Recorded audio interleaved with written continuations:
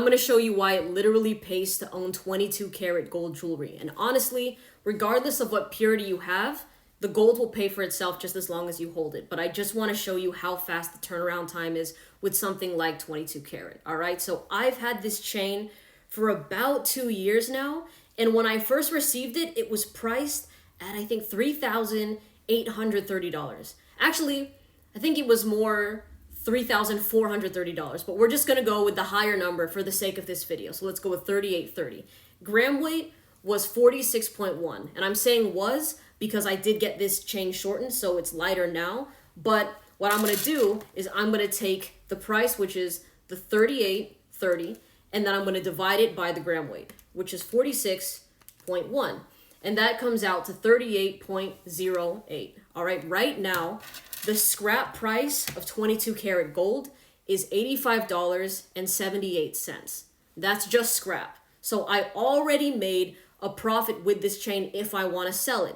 Now, if I do want to sell this to a jeweler or a pawn shop, I can also, get somewhat of a premium on it just because I know that when they receive this chain, they're probably going to sell it as is. They're going to try to sell it the way it is. They're going to put their premium on it so that they can make more money on it. They're not just gonna melt it immediately, right? So already in 2 years, this chain has made a profit versus something like what you usually see, 14 karat in a couple years. That's not going to, you're not gonna even break even yet. Okay, and typically this is what a lot of people don't know. A lot of people are getting taxed heavy with low purity. And the excuse or the reasoning behind it with these jewelry shops and these pawn shops is that, of course, they have to charge a premium because of the design. But, they bought it from a manufacturer, right? So they kind of make it seem like, oh, these are handmade pieces. And if they're bench jewelers, then, you'll know because they'll say it.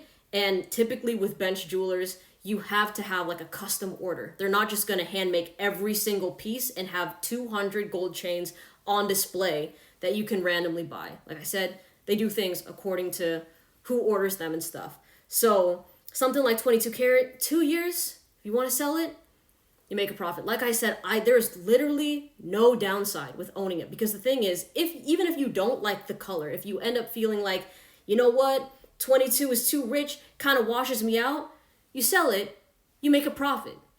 It's a win-win. You get more money back. So it's either you like the gold chain and you keep it, or you sell it and you make more money. What is the downside to that? You literally can't lose investing in high purity gold.